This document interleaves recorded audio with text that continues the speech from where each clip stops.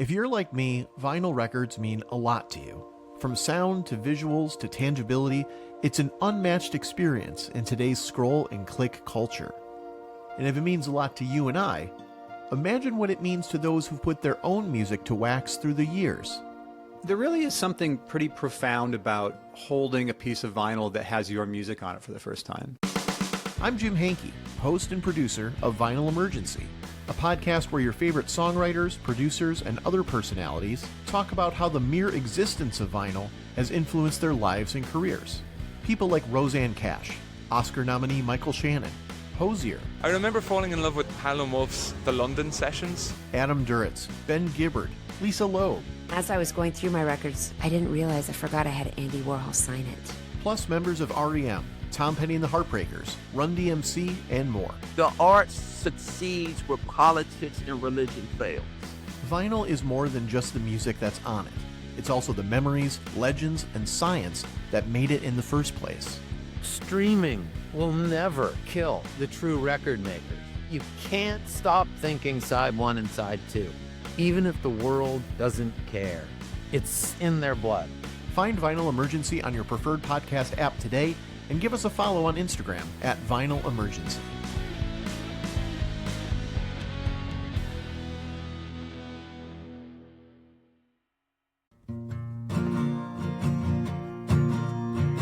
Welcome to the Imperfect Dads Podcast. This is your host, Devin. We believe dads care deeply about their family and kids, but they don't always have a space to discuss what their life looks like. Our podcast is a space for dads to discuss the ups and downs of fatherhood and how they feel like they're holding it together or how they're not. Thank you for joining us for this episode. This podcast is part of the Never a Face Network. Make sure to follow them on Instagram or go to the website neverafacenetwork.com. On this episode, we have on Evan and Kevin from the Dumb Dads. We talked about how all of our names rhyme, having kids around the same age, how we need to rebrand middle school, how they started their account, The Dumb Dads, keeping a family calendar, being stay-at-home parents, and when Instagram takes down your videos. I really appreciate Evan and Kevin taking the time to do an episode. I've always enjoyed their content. I think it's pretty funny, and I commonly act like I'm having a press conference at the end of the day. So they have really good, fun stuff that you can relate to easily if you're a dad, and I highly suggest you checking them out. Just like one more thing. Dad, just start the episode. Oh, my bad. So, hey, Kevin and Evan, welcome to an episode of The Imperfect Dads. Please introduce yourselves. Hi, I'm Kevin, and I am one half of the Dumb Dads. And my name is Evan, and I am the other half of the Dumb Dads. I have never done a call before with so many people whose names are what my name is usually said whenever I go to a takeout place. Devin is normally not said correctly. It's normally Evan. I'm like, no. Kevin? No, just Steve. Just call me Steve. Evan, Kevin, and Devin is It's good. I've never had so many names that kind of rhyme with my first name before. Yeah. I think my father-in-law, when I was first dating my wife, called me Devin a few times. Really? Yeah. I'm waiting for that to come back. How long have you been married for? Been married since 2012. We started dating in 2005. So that he can still mess up your name and you'll be like, all right, man. Well, yeah, he gets the dog's name wrong still. I mean, every time, there's a lot of it. Whenever Kevin and I, like if we go to an event or we meet somebody, if we're out as the Dumb Dads and they always say, hi, we say, hi, I'm Evan. Hi, I'm Kevin. The look on their face is like, okay. I don't know. I'm not going to one of you is which. I'm not going to get that. That'll be a challenge the whole evening. Sometimes people are like, that's cool. That's fun. You guys are Kevin and Evan. We're like, no, it's not. It's not. Nope. It's not. Should be like Keith and Dave is way better. Very specific. We didn't realize that the problems this would create. My wife's name is Heather and our firstborn's name is Holly. And I didn't realize that just doing H names for both of them means that people call my wife and daughter, like they interchange their names constantly. Yeah. So did not anticipate that of like, no, they both start with an H, so I'm going to mess them up. And I'm like, that's real lazy. It's very lazy. Yeah. It's just a first name, man. Come on, get it right. At least a little bit. And it's funny because then they won't apologize if they get it wrong too. They'll be, so which one's Heather and which one's Bridget? And they're like, there's no Bridget. And then there's no. Instead of going, oh, sorry, they're like, really? I could have sworn, as if you're going to go, oh, you know what? Shoot, sorry, my wife is Bridget. I'm so sorry. I'm so sorry. I've been calling her the wrong name our entire she told me the wrong name for our entire relationship. Heather's like it's a pet name. It's inside. It's our inside joke that I call her the name on a birth certificate. Me, her in the hospital. Yeah, when we both were babies. Next easy question is, how many kids you got? Ages, all that good stuff. I have 2 kids, 11 and 7. I also have 2 kids, age 9 and 6. Nice. And we both have a boy and a girl. Alternatively, my oldest is a boy and his oldest is a girl. So it's, Gotcha. So you guys are basically in the same phase of parenting then, since your kids are pretty close in age and everything. Yeah, we're definitely in the same phase of parenting. It is funny though, like the difference of having the oldest be a girl versus the oldest be a boy. I think it's interesting because, my daughter brings a dynamic, Evan's daughter brings a dynamic, but then swapping out which one's the oldest, which one's the youngest mixes in, and it's kind of fun watching because we both have 2. Both have a boy and a girl, but it's swapped. So it's kind of funny to see the leadership qualities of one and the confidence of the leadership qualities. It's just kind of interesting and fun to watch. But yeah, we're definitely in the same wonderful, terrible boat. tornado of, oh my God. What's also really funny is how we are in the same sort of like, what do you call it? Like a pocket of like where we are in parenting. However, we are a couple months away from having like this milestone be changed because all of our children are in elementary school. Next year, my son will be in middle school. And so there's like this little thing that's been going on. Of course, now we were like touring the middle schools and considering which ones early.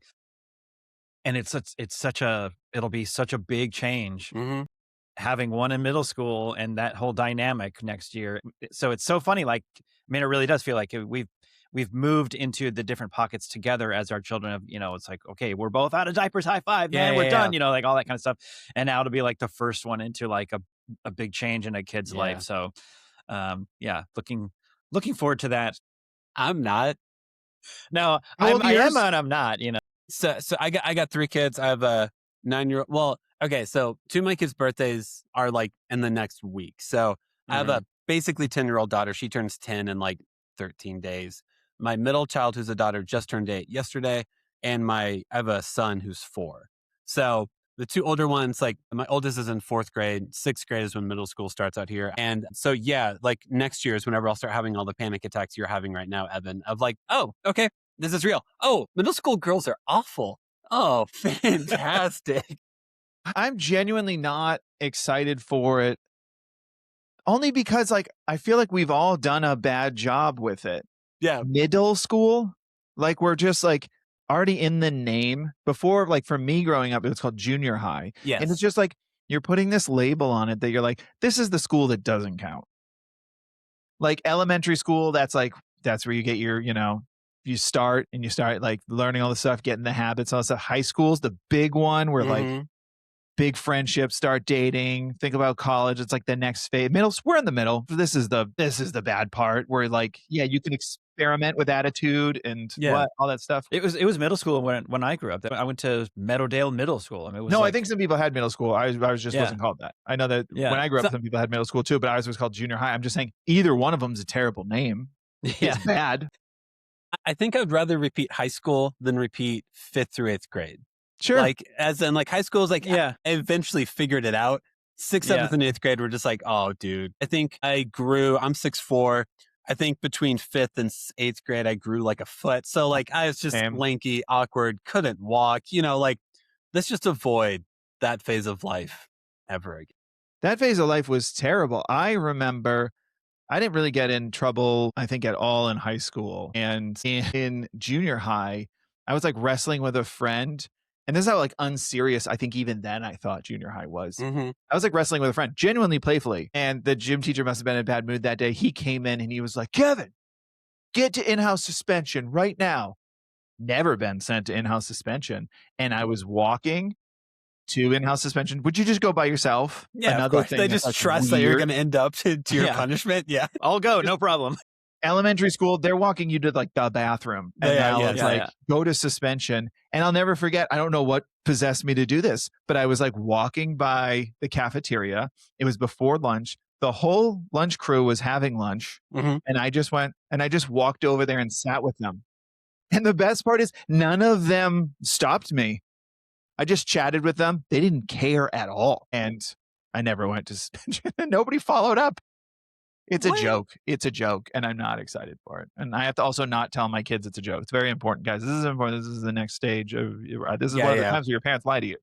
I mean, the thing is, like, you can't. That I don't really know how you would, because you can't go from like 6th grade to high school behavior, right? Especially like study habit wise and like learning wise. So like, there's definitely is my son being in 5th grade now. Which is funny too, because I was 6th grade was elementary school for me. So middle school or junior high was just 7th and 8th grade. Same. But so it'll be 3 grades for him. But like there really is a focus talking about getting the kids, like 5th grade is all about getting the kids ready to be in middle school and like that kind of behavior. And the entire purpose of middle school is to prep you for high school. So it's like, I can see, I mean, it does sound silly and it does sound like it doesn't count because it's like in between the two that are the most effective. But there has to be something to where you have to have that transition of like, okay, we're kind of done with, I mean, especially having multiple teachers. I mean, that's going to be, I mean, I remember that being like just so overwhelming, let alone being like the whole meet new friends thing, a bunch of kids from other schools thing. It was like, oh my God, I got to figure out how to get to all these places. It's like a huge deal. I'm not saying there's anything wrong with middle school. I'm saying it needs a PR. I mean, it just needs a fix. It just needs a new look. I think middle school and junior high, it's mentally putting that thing in your brain that this is the one that doesn't count. These are the training wheels of high school. We'll start working on it. We'll start working on it, Kevin. Good. Are you guys going to start do you think like a pamphlet? You guys can have your online course how to make middle school a more favorable experience. Yeah. We'll work on it. We'll workshop it. We'll come up with some fun names. Make it fun. Make it it's like, oh man, I can't wait to go to middle school. Not like it's the springboard for high school. I'm just saying. Well, I don't know if my kids I feel like my kids are more interested in like what is puberty and because they've seen books or they watch the Babysitters Club show. So like, hey, why is this girl having her period? And I'm like, I am not the person to answer this question. I can wait till your mom comes back. Yeah. She's gonna understand this. I'm gonna give you more of a factual answer, and you're probably not really looking for that. Here's some science. Well, you see, once a month. I know. It's like, I mean, that's the move you got to do, though. I mean, that's the thing. You got to just be honest about it. And that's the same thing my son asked. Wild. My son asked my wife, it was 3 weeks ago, are they going to bed? And he was like, I don't understand. So how do people make babies? And she was like, do you really want me to answer that question? And he was like, yeah. She got 4 sentences in. And he was like, all right, never mind. That's too much. Never mind. I'm good. Because he was like, he goes right to why would you want to do that? Yeah. And you're like, I was like, you'll find out. Because when you'll eventually discover the human race depends on it. That's when you come in with fertility stats and you're like, actually, man, here you go. But it's so funny. Their little brains now are just like, oh, that's I didn't need to know that.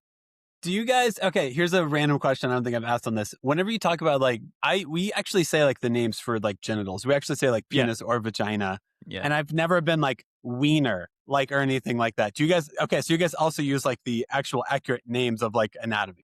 Yeah, because yes, we always have, I will use if I'm joking around or something, but in terms of teaching the children, use the exact names.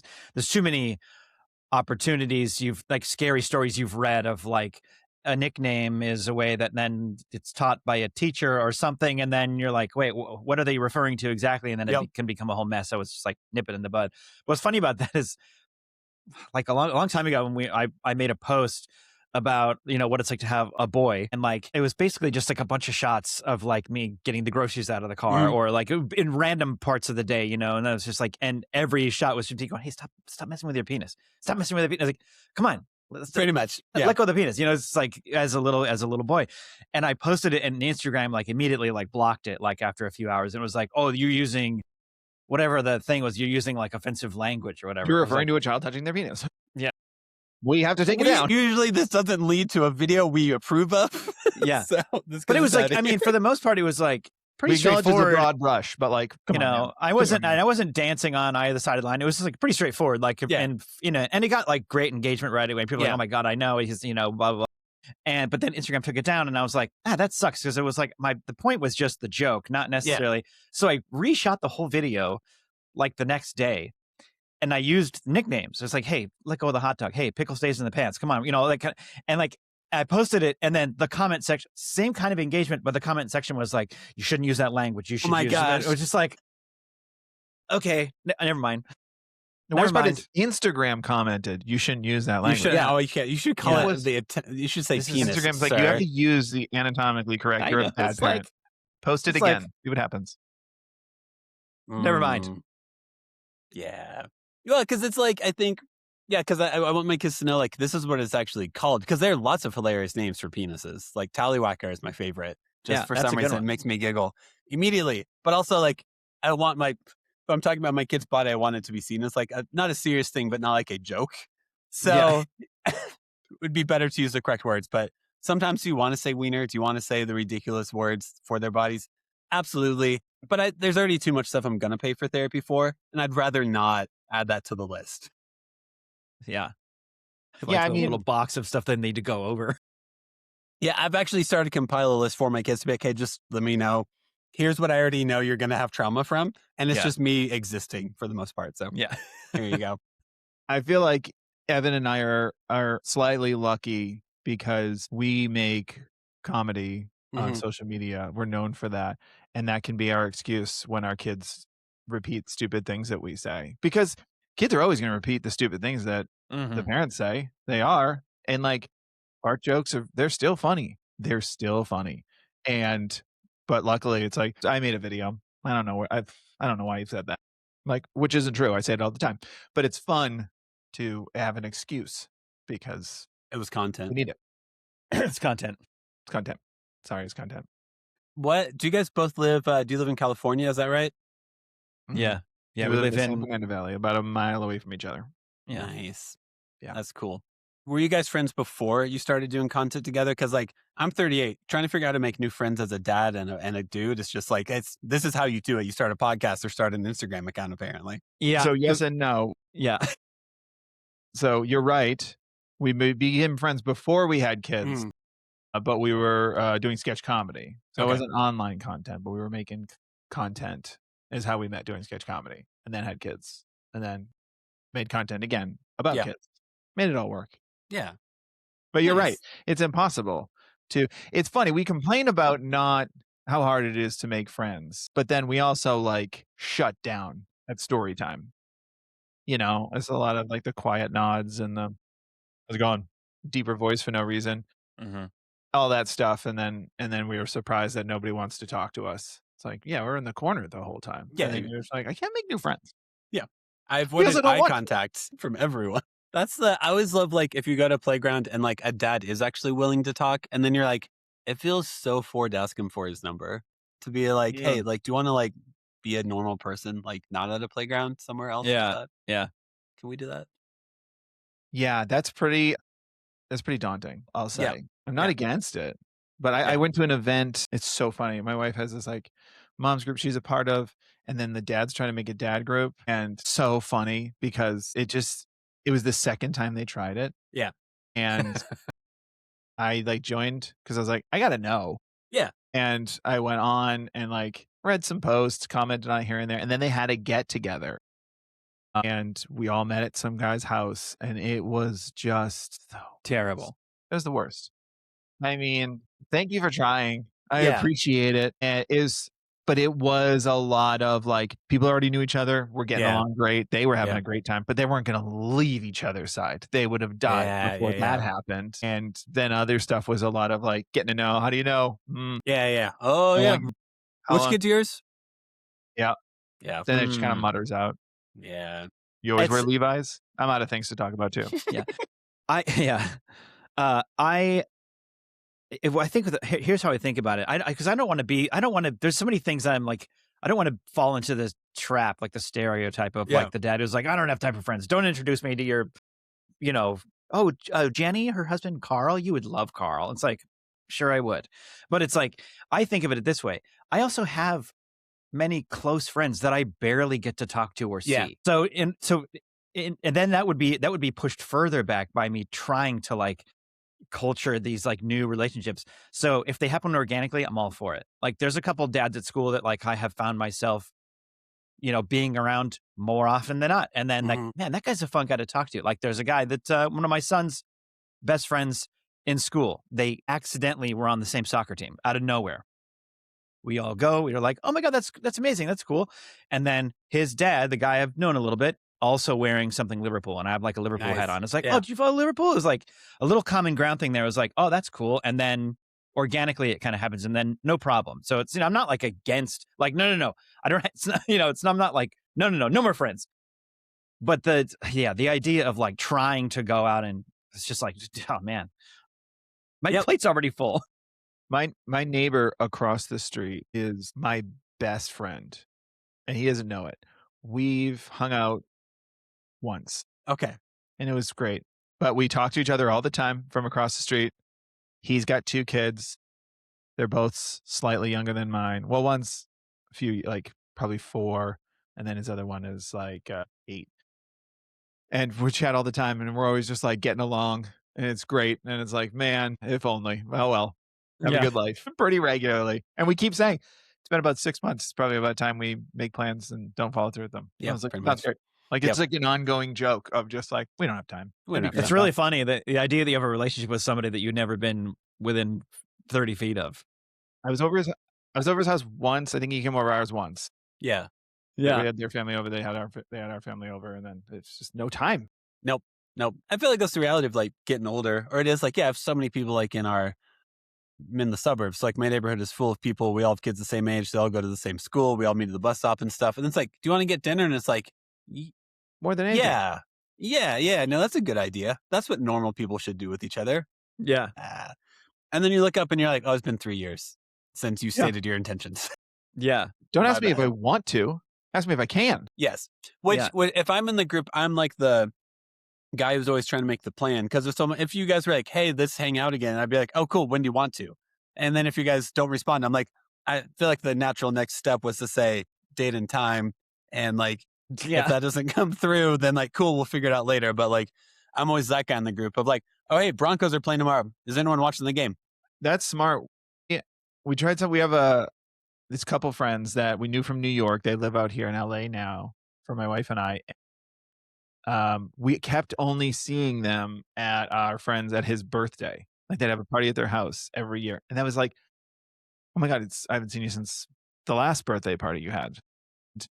That just became a recurring thing. And we kept being like, we need to hang out. And I forget who it was. I think it was one of them initiated it, where they just said, let's put a date in the calendar right now.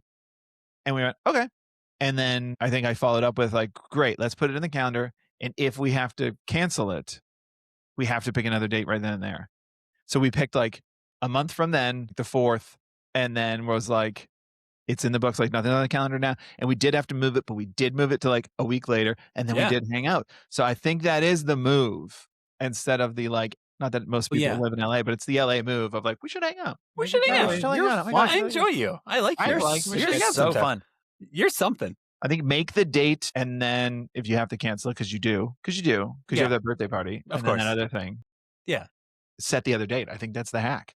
I think it is. And sometimes I feel like I'm being aggressive whenever I do it. And I'm like, because I'm just like, oh, when? And I'm like, oh, I think people don't do it because they don't want to like kill the vibe. Because whenever someone's like, yeah, just get into the details. And then most people are like, well, now I have to actually, like, what if someone was saying they wanted to hang out to be polite? And then you're over here being like, what about next Saturday? And they're like, when? Oh God, no. So that's why no, thank you. Well, that's why you got to be careful with it, because you're a parent with no time. You really just got to pick the people you hang out with that you want to hang out with. I mean, that's what it's got to be. Don't go with the people you think might be polite. Just be like, go to your good friends. But you're right. It is kind of a vibe killer. It can be. You're like, let's put the details in there. And I get that. But you know what? They're going to be happy when you get to hang out. It's like, oh, this was nice. We should have done this forever ago. And I know. When in your guys' marriages and lives did you start committing to a calendar? Because I don't think it was until like 3 or 4 years ago that I was like, oh, we need a family calendar. I need to actually update the family calendar. My wife has always had a calendar and kept it up to date because she's like a person who accomplishes things, unlike me. Yeah. So, but it took me a while before like, oh, calendars are helpful. Calendars are a form of communication. How are you guys with your calendar upkeep? I'm pretty good. I'm not to answer the first part of the question, not until children. Like, same, my wife, very good at it, very diligent about it. keeps multiple, actually, like one on the phone, but also Yep. she keeps like a bullet journal that she writes intentions and stuff in there. So I'm always like thoroughly impressed. And I always tell it to her too, because I'm like, if I forget about something or if I don't put something in the calendar or whatever, it's like I have to be, it's a long practice. Like my brain just doesn't work like that. Like hers is just so like, put it in, done. It's the thing. It's like a scheduled thing. It's like, I don't even think to, well, I should put that, like, I'm so much better now. Like when I take the kids to the orthodontist or the doctor or whatever, I walk up and I'm like, okay, when's the next appointment? Let's put it in the phone right now. Yep. Because otherwise I know I'll be like, yeah, we'll call you and we'll set the next one up. And then they call me because they're like, it's been 6 months. We should have your kids come in. It's like, oh, it's like the first few times that happened, I was like, oh man, I really have This to is like, embarrassing. this is embarrassing. Yep. Yeah, I think it was school was when it had to happen. Because I think when the kids are young, and I was a stay-at-home dad, my wife was in the office, it was pretty simple. Like, it was just an easy schedule. Monday was like the, kids gymnasium. Thursday's the open gymnasium. Fridays, library time. Tuesdays, this YMCA class. And they just do that every week. And it was pretty good rotation. It was like when my daughter went into school, and then I joined the PTA. And then it was like whenever we're doing PTA events. But then also that was when it's like, oh, okay, I think we need to start having stuff in the calendar pretty regularly. Because then it's like, okay, well, that PTA event's that day, but then something else is going to come up. And you got to know it's then. So yeah, the calendar, probably elementary school was when I was like, oh, this is needed. Especially when your kids get into activities too, it's like, the kids, not only is it school and school activities, but also baseball practice and, swimming or whatever the case it is. It's like, dude, and what's my wife and I always laugh, like, there's no faster way to fill a weekend of activities than to go into the weekend with nothing on the calendar. Pretty much. There's so many times you get like Friday morning where it's like, hey, we've got like really kind of nothing going on this weekend. It's like this saying that comment out loud as a text from the friend and a thing to do. And then by the way, and it's like, okay, so we have 3 things tomorrow now. Yep. A half an hour ago, we had nothing. Yep. Or your kid immediately is like, I'm so bored. Why are we doing anything? And then you're like, what's your, like, we live in a neighborhood where like they can walk down the street and knock on a door and be like, hey, is such and such home? But they'll be, can you just text the parents first? And I'm like, no, I'm trying to, you guys get your independence. Like, I'm not. That's great, man. I wish I had that as a kid in like the neighborhoods I grew up in. That's not really like that here. There's like a couple kids that play, but they seem to be about like 4 or 5 years older than my kids, maybe. Yep. So, Yeah. Have you guys had the experience where you like the kid, but don't like the parents, or you like the parents, but you don't like the kid? Have you had one of those happen before? I've had that happen where I'm like, your parents are cool, but I'm not a fan of this kid. How do we ditch the kid, but keep the parents? Yeah. You can go hang out with them, but every time you make plans, it's like a bar. 9 p.m. on a Tuesday. They have to get a sitter. That's the workaround.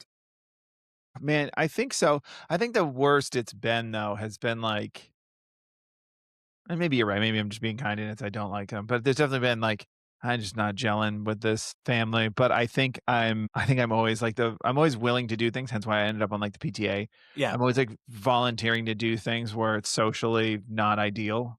That I think even when I do like a play date with a parent, I'm like, this is fine.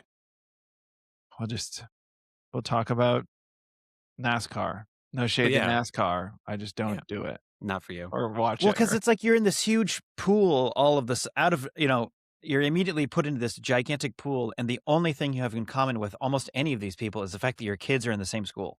Mm-hmm.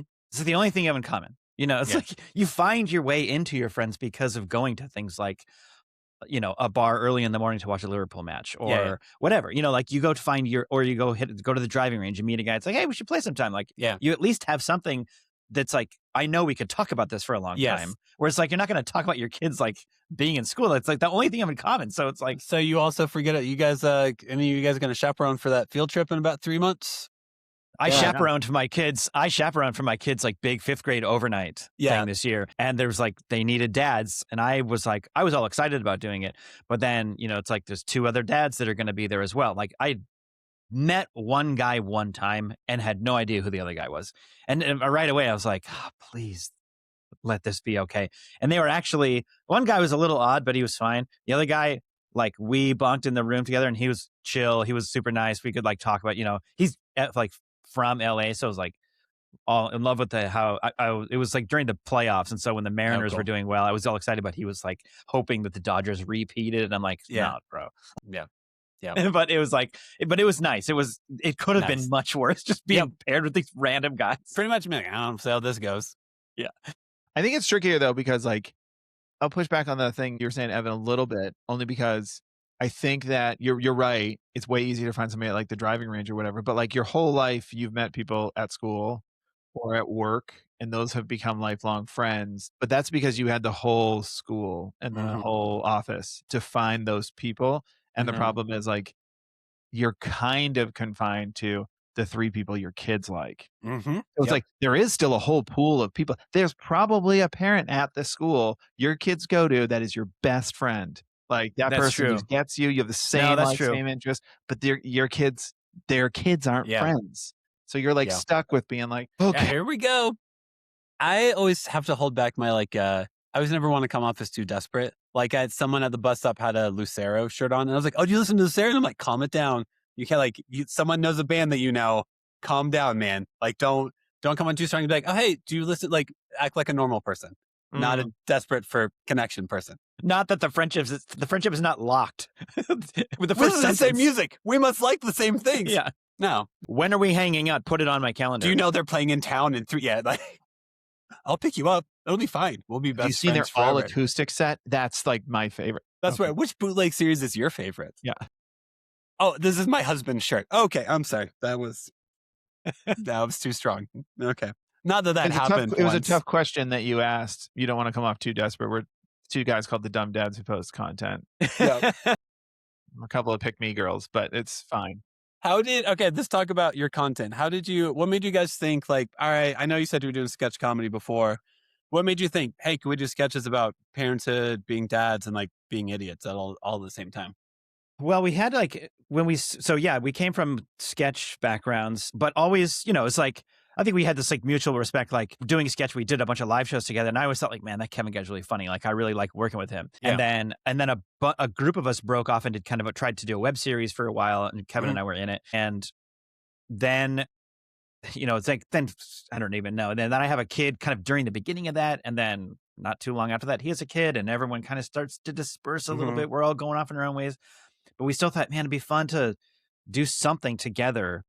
And then we always had an inside joke about the dumb dad. The dumb dad is like tongue in cheek. It's like the joke about the stupid idiot dad that we all grew up watching on television that like, as we like to say, can't make a peanut butter and jelly sandwich without setting the kitchen on fire. Like that kind of guy is just like, dude, that joke is so old. Yeah.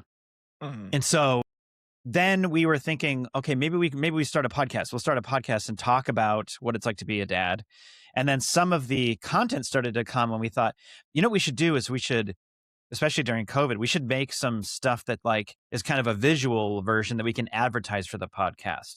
And so we started TikTok when that was a thing. Instagram didn't even have Reels at the time. And the first kind of couple things that started to work after probably, I don't even know, 2.5 months or so of posting stuff was like talking about your experience as a dad from like the stay-at-home dad perspective. And like 2 or 3 of those videos like worked pretty well. And it was like, okay, so that's interesting. It was kind of like read the writing on the wall. Like that works. Okay. And then from then on, we just thought, because we thought, and hey, maybe we get a couple extra auditions out of this if we're good at it. We didn't realize it was going to turn into like this whole thing. A platform. Yeah. Yeah. So, which we're very fortunate. So, but it was, that was really just the idea. It was like, okay, so I guess let's put it through the stay-at-home dad filter. Everything goes through that filter, or like the modern dad feeling filter. Yeah. And then everything else is kind of like, however else whatever you want to throw at it. Yeah. Have you guys both spent time being stay-at-home dads? Yeah. Yeah. I mean, I'm currently not a stay-at-home dad anymore. I work now. But yeah, stay-at-home dad. I mean, I want to say for 9 years, but when the kids are in school, does that still count? You know what I mean? Yeah, I mean, because if you're the one dropping them off at school and picking them up and then taking them right to the after school activity thing, I mean, I still would consider. Since day one, I'm still stay-at-home dad. Nice. It was by choice too, especially. I mean, Kevin and I both chose to do it. One, it was like we're actors, like in the space in LA. That's like you got to have your days free. So it was like, okay, well, I can be free if I'm watching the kids and we don't have to pay for daycare. It just made sense, and then we worked in bars and stuff. And so it was like the schedule just worked perfectly. But yeah, we were both pretty, not only was it kind of convenient, but we were both pretty excited about the idea of being a stay-at-home dad. Yeah. Yeah. I've been a stay-at-home dad since 2019. Whenever my youngest goes into kindergarten, then it's which should be like next year or whatever. Then I feel like the same, Kevin, I'm like, okay, if my kids are all in school, but I still don't work a 9 to 5, I don't want to call myself a stay-at-home dad because I'm not at home with kids anymore. Yeah. So does it switch to homemaker? Do you change what's the... Maybe, yeah. Yeah, I don't know. I think it's more of a homemaker or something, because the stay-at-home aspect is the biggest doesn't part. Seem as, you don't need a nanny, which I agree you don't when the kids get out of school because you're there. So there is that advantage. But yeah, it felt a little bit like, it felt a little hard to say, not that I care one way or the other, but it was like, stay-at-home dad. I'm like, they're at school for the next 5 hours. But yes. Well, I think people will then respond to you differently. Because if like someone's like, I'm a stay-at-home mom, I'm like, oh, so your kids are around you all day. And it's like, no, they're all at school. I'm like, oh, well then I think it just helps people understand where to be like empathetic or understanding of your life, It feels like they're around me all day long because when they're at school, I'm folding their tiny little laundry. Because you see examples of them all day long. Yeah, I think it's also like I never want the undeserved accolades. Mm-hmm. You know what I mean? Yeah. So I think that's where I hesitated saying I was a stay-at-home parent when my kids were at school. Even though, like, even if whoever's listening or whatever qualifies, like, no, you are a stay-at-home parent, as Evan said, it's like, fine, I don't really care. But I was always hesitant to say it because it was always just like, I don't want people to be like, that's awesome you're doing that. I'm like, super easy now. Feels like someone else is doing it for half the day.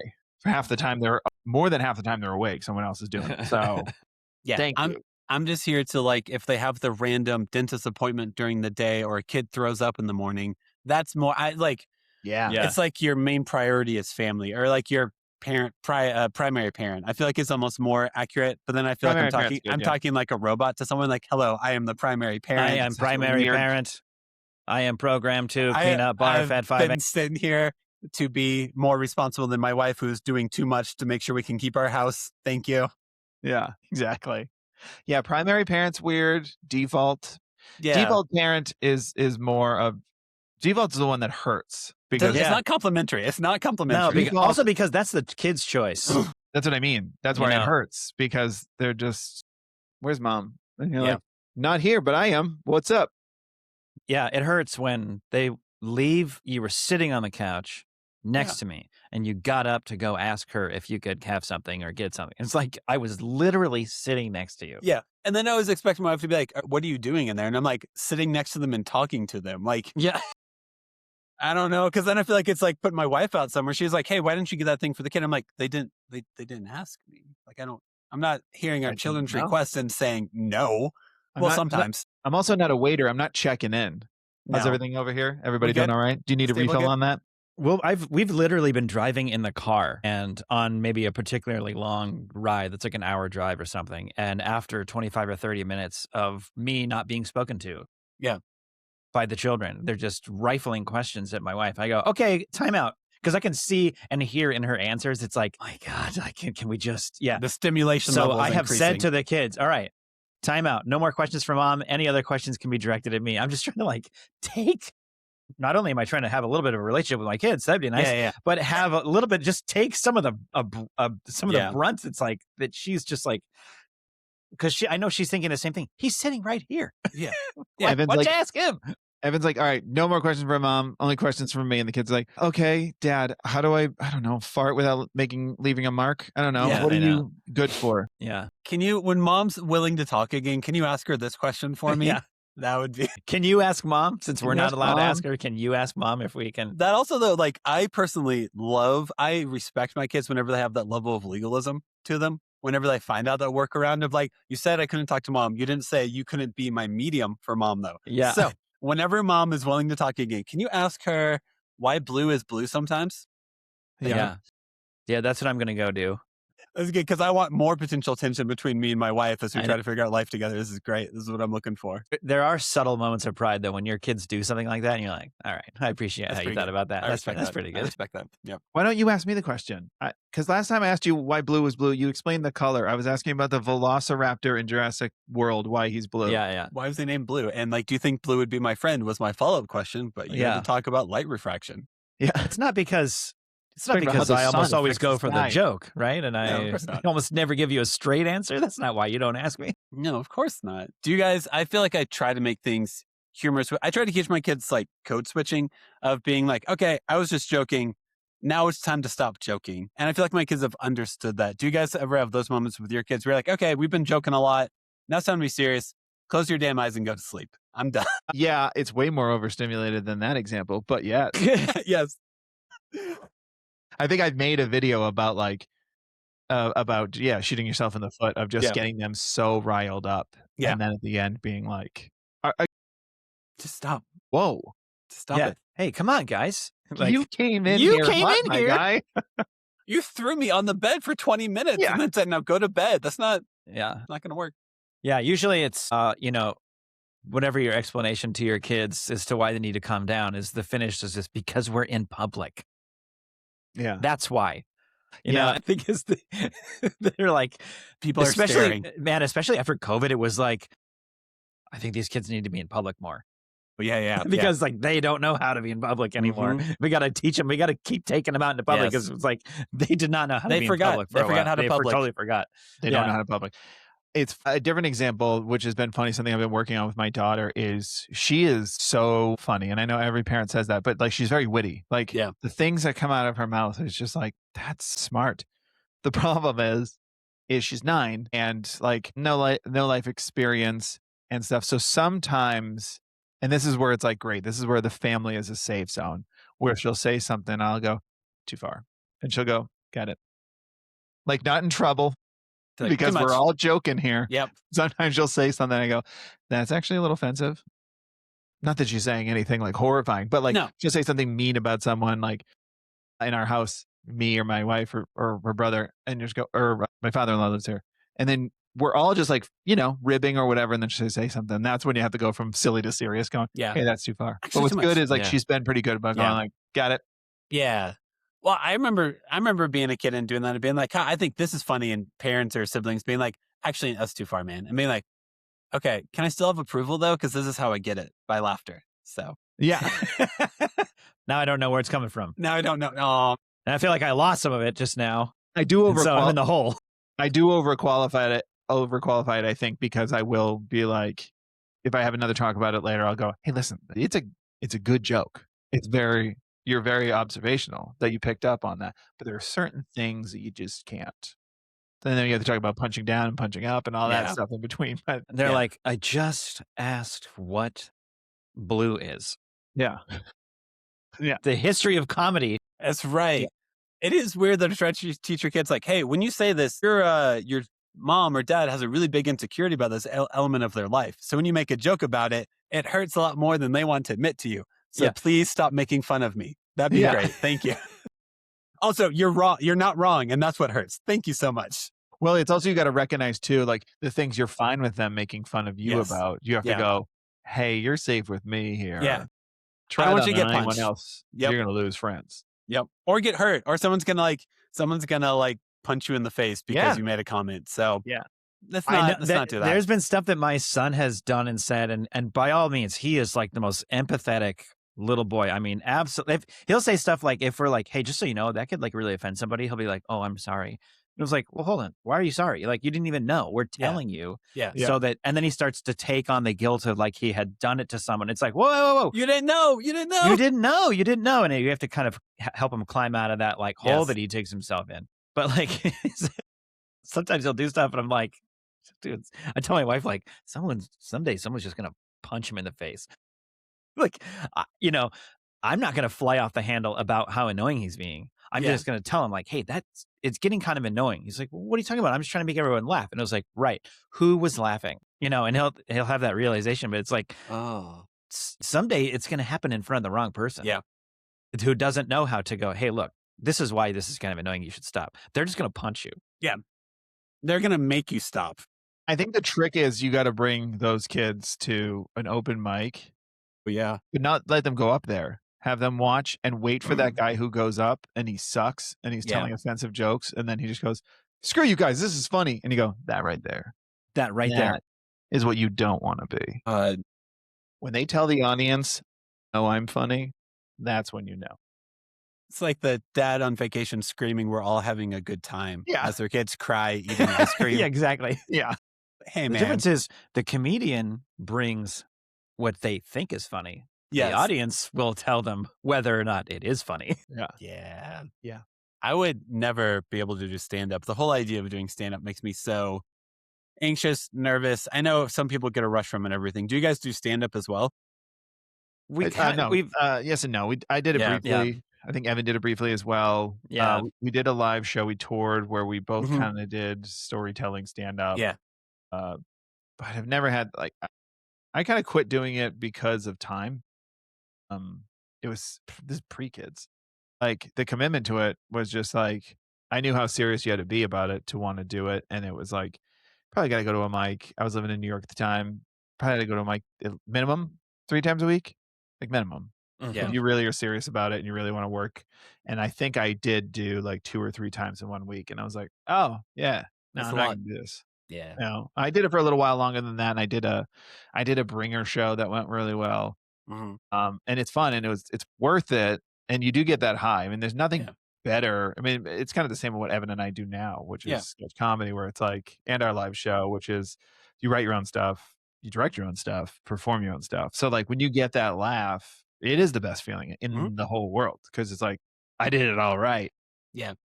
But also the quiet hurts that much A lot. more too. Yeah. I mean, I even though like, you know, I'm kind of the typical, or not the typical, but like I don't necessarily thrive in the attention. I don't like seek the attention. What I seek is like making people laugh, enjoying the laughter, enjoying the moment that we're all like thinking and like enjoying the same thing together. That's why sketch was so fun. Like a joke lands and it's like, oh man, everyone loves this.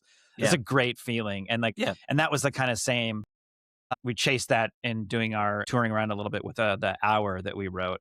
A little bit of stand up. I guess it was kind of more like storytelling stand up, like monologues that we did.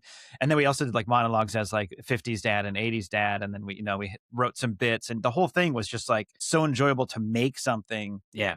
Then people appreciated. And it was because it's all at the expense of like how dumb we feel as parents. And they were all signed up for that idea, so that when the stories and the jokes and things landed, it was like, oh, this is great. They're just appreciating like what we're saying. And it's, again, it's just mostly because like, hey, we see you, this is how we all feel. It's okay to not be the Instagram perfect family, because that's not realistic, No, not at all.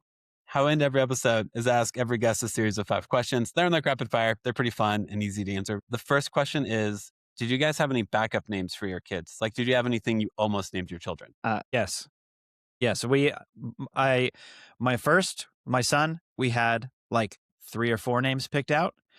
And then we were going to kind of like, because we didn't know what we were going to have. We didn't know if it was a boy or a girl. So we had like 3 or 4 names picked out that we really liked. And we thought maybe we need to meet if it's a boy, we need to meet him first. And we had 1 name for a girl. And it was like, that's going to be it.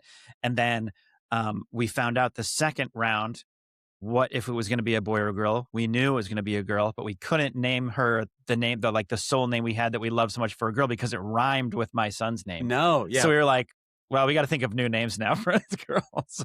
So we kind of like screwed ourselves in the long run of like not having a backup name for a girl. No. You just none? You just knew? Or did you tell me the story? We thought it was a boy. We thought our oldest was going to be a boy forever. We had we had 1 girl's name picked out and a couple boys' names picked out. And then, my wife had dream that she had a boy. Like, it was a whole thing. Okay. And then we found out beforehand, and they were like, it's a girl. And then my wife was like, super happy, but also like, I thought it was a boy. We didn't even think about a girl's name. And I was like, oh, we did this one. She was like, oh yeah, we did like that one. And that was it. And then That's so funny. And then when we got pregnant with the second one, we kind of like went back to the boys' names. And it's so funny how that works. Like the ones that we had for our oldest, we were like, I don't like any of those now. And then kind of was the one that we went with that we were like, yeah, that's the one. This works. That's good. And it's perfect. We did it. Nailed it. I think the concept of naming someone is so, I wish we could like do that in real day-to-day life where you just walk up to someone and decide their name for them. Decide their name. Never met you, don't know your personality at all. You look like a Steve. Yeah. I loved going through the baby book names and finding the names. It's like, that's a name. That's a or name. the ones that's like, that is such an old school, old fashioned name. Who was the last person that, and how old are they that has that name? Because there's someone in there that you're like, what? Yeah. I mean, I don't know. Like the first one that comes to my mind is like Blanche. I mean, that's Blanche, such an old name. Yes. And some of those kind of older names are coming back a little bit, but like, I don't know. There's worse ones than that, Gertrude or something like some of those ones where you're like, man, when's the last time someone was like, yeah, she's a little Gertrude. Gertie. Bringing back Gertie. I mean, when a baby comes out, when it first is born, I mean, it's kind of like a blanched Brussels sprout. So sure. Yeah. I could see that. It's warm and it's soft. Yeah. Not you feel like it's like, oof, it's blanched. But anyway, next question is, do you have a favorite TV or movie dad? Favorite movie or TV dad? Yep. I mean, Phil Dunphy on Modern Family. Phil Dunphy's solid. Pretty goated. We did a dad like draft, like we were drafting, and we went through like the number one pick and all that kind of stuff. My number one pick was Bandit. Yeah. From Bluey. But Phil Dunphy's up there. I'm trying to think who we had near the top. Carl Winslow was pretty far up there. Phil Dunphy was the best because he was still a dumb dad. He's the best modern dad we've ever seen because he's a dumb dad, but he does know about soccer practice and he does know the teachers' names. Yes. And it's like, oh, okay. So he's just dumb because he's dumb. Like, that's great. Where Bandit has set the standard too high. Like Phil Dunphy, I can be a Phil Dunphy. Bandit, I can't be Bandit. Like no one can be Bandit. I love Bluey, love all of it. It's great. I will say the episode, I don't know, what is it, the rug one? Where it's like that Bandit has to go to work and he's like, sorry guys, I got to go to work. And I'm like, sorry dad. He's like, see ya. And it's not an emotional thing. The kids are just like, that's about it. Then he shows up like 30 seconds later. And I'm like, would you just call in? Yeah. Wasn't even that big a deal today. Well, some people call it taking a dump. Some people call it got to go to work. I gotta go call my lawyer. Whatever you call it. No, he was doing that thing that Bandit does, where he wears a tie. So that's how you know he's going to work. Because God forbid you go to work naked or whatever, or whatever the hell we are as dogs. I don't know. Here. They haven't really discussed the system of shame that exists in the Bluey universe and how it relates to nudity. So that's what I'm hoping for season 3. Those are the topics I'm looking for. Yeah. Next question. What's your go-to replacement curse word? Like someone cuts you off in traffic, stub your toe, you're around the kids, or do you just say the curse word? I will say for the traffic one, I usually just name the driver. I go, okay, nice, Tiffany. We're all trying to get to work. And that's confused my kids more than if I just swore. Is that really Tiffany? Like, you know her name's Tiffany. I was like, I don't. She's driving like one, I'll tell you that. Yeah, no, go ahead, Benjamin. That's fine. That's fine. Yeah, you can do whatever you need. And I think that's kind of helped me not swear, but it's confused everybody. My wife and I aren't afraid of swearing in front of our children. I don't typically use a ton of like aggressive swear words, but we teach our kids like language is language. It depends on how you use it. Some of these words are like, it's not like my kids have just free reign to say all these words, but it's like if they say like shit or damn or something like that, it's like, okay, so that's just so you know, that's like an at-home word. That's but also we don't like showcase the behavior of like getting so mad I'm like swearing. Because usually if I'm really that, I don't really get that mad. I would get maybe more, I would switch it into embarrassment if I'm mad at myself because I did something stupid. Yeah. So that's part of the answer. The other part is in traffic or something like that. I'm kind of the same way where I'm more just surprised by how people drive. So rather than call them something or whatever, I'm just like, well, that was a choice. In LA, there's tons of bad drivers, but really what it is, it's not because they can't drive a car. It's because everyone here, for the most part, drives like they're the only one driving. No, they'll just take a left turn from the far right lane. Yeah, of course. No one else is there. There's like 600 of us back here. Yeah. So I'll be like, and additionally, I'll point out to the children, you see how their car has a dent on the bumper and the door and then the thing's hanging off there? That's not a coincidence. If that drive like that car looks like that for a reason. Yes. I lived in Nashville for a long time, and drivers were always pretty bad there. And someone told me that like no one was really from Nashville. So like everyone was driving with like what they thought was the correct way to drive from their home state, and all assuming everyone else would drive the same way. I imagine LA is similar, where it's like, oh, you've got some Midwesterner being like, this is how you drive and blah, blah, blah, blah. And you're like, I've never been there. I don't know what the fuck it's a lot. It's not great. Yeah, I mean, in a city that was made for driving, but now there's too many people in it. So we just crawl everywhere we go. Really the idea is like traffic is everywhere, and it's not how long does it take to get somewhere. It doesn't matter how far it is. It's how bad the traffic is. It's like, I drive my kids to school every morning. The to and from takes me almost around an hour, and their school is like 3 miles from here. That's not fun. It is what it is.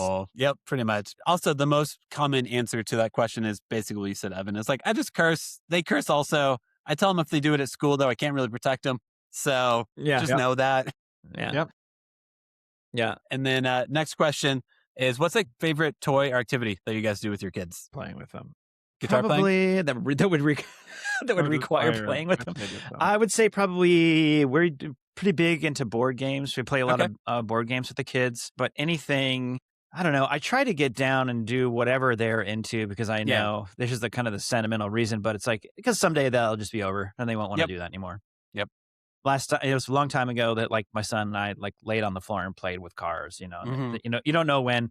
Yeah. And it's the truth. You don't know when that stuff's going to stop. And so eventually you'll just be some guy, called dad, as opposed to being super active dad. And so anything that they really want to do, I try to my best to like, just do it. Just have fun with it. Nice. Yeah. For me, it's been a lot of reading with the kids. Yeah. I've been reading The Lord of the Rings with my kids recently. And then because of that, my daughter brought up like a character from a book that she read, and she got really excited about it. So then I read the book, and then we talked about that. And that's been like really fun to be like, I'm just going to, because I have a huge commute to work now. So I was like, just download that book, listen to it, and then kind of go to that. So that's always been kind of fun, is starting to like see what their interests are and kind of get involved with them. Nice. That's cool. I am a pretty big Lord of the Rings nerd. I don't expect my kids to ever want me to read Lord of the Rings to them. Neither did I. So now did you start with The Hobbit, or did you start with Started with The Hobbit, and then saw the 3 movies, and then just finished 2 Towers like a couple weeks ago. And right after we're done recording, we're going to go right to the theater and watch it, because it's in theaters right now. Cool. And they're going to see it for the first time. That's cool. That's cool. I just realized something. Yeah. You are a big Liverpool supporter. Yes. And also a huge fan of Lord of the Rings. Yes. And your name is Devin.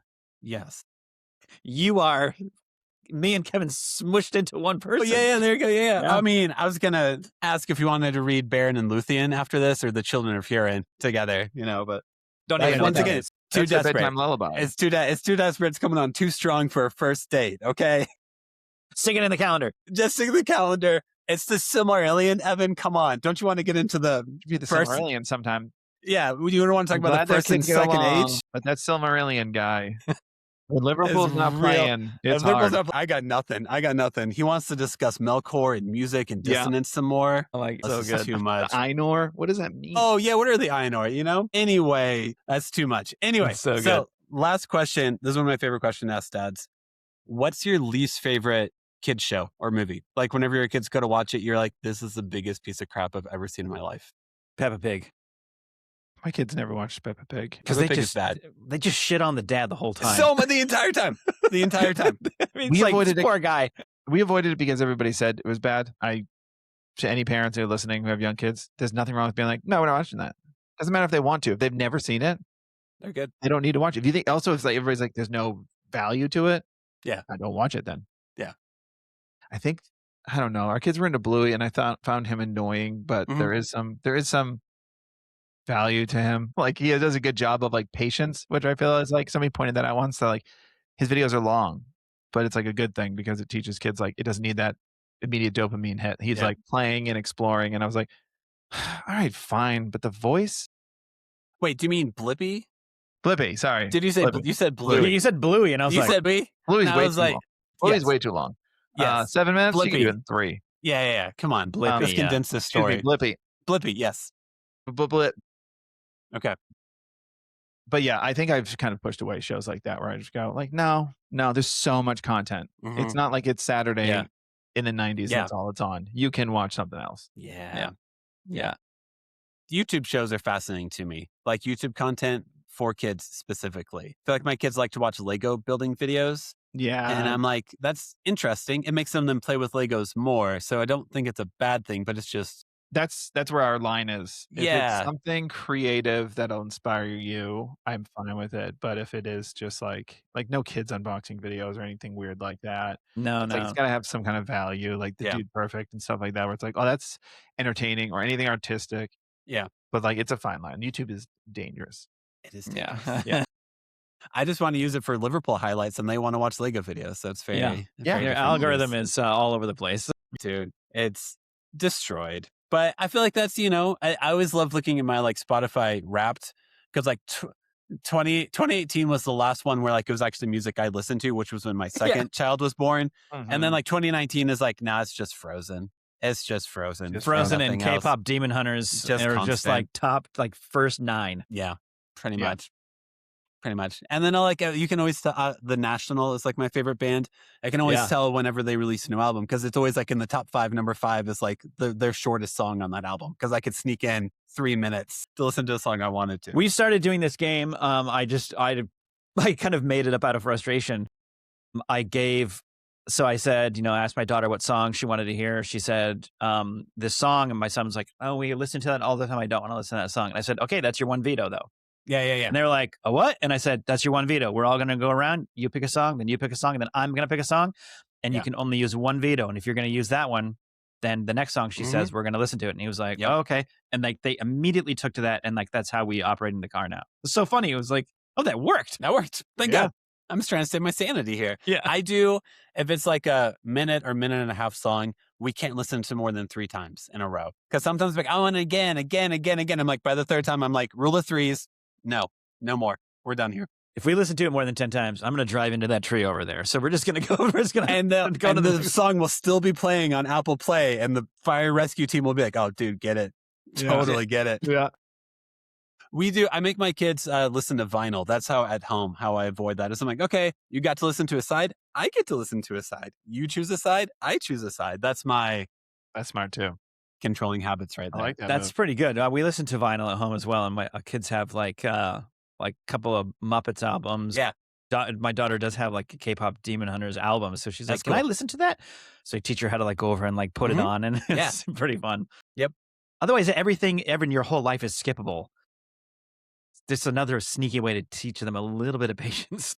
Pretty much. Yep. I'll do that for like birthdays. I'll buy them a vinyl, or like if they're really into an album or something like I bought it on vinyl that way. Yeah. Because I also don't like the parts of me where I just skip to what I like and ignore the rest of the creative elements of the album. So yeah. But last thing I have for you is just a moment for self-promotion. So if we want to like Instagram, all that stuff, you guys got anything going on, all that good stuff. Yeah, we're at the Dumb Dads across all platforms. We're the Dumb Dad Podcast as well. Yeah, definitely check out all that content, Instagram, TikTok, YouTube. We post some longer form stuff on there. We get some exciting stuff on our YouTube channel that's coming. So stay tuned for that. But yeah, at the Dumb Dads. Nice. Thank you so much for your time. Thanks for hanging out. Thanks for making fun videos about being dads. And I really appreciate your time. Thanks for having us on, Devin. It's a pleasure. Thanks for having them. Perfect. I'll see you guys next time. All right. All right. Bye.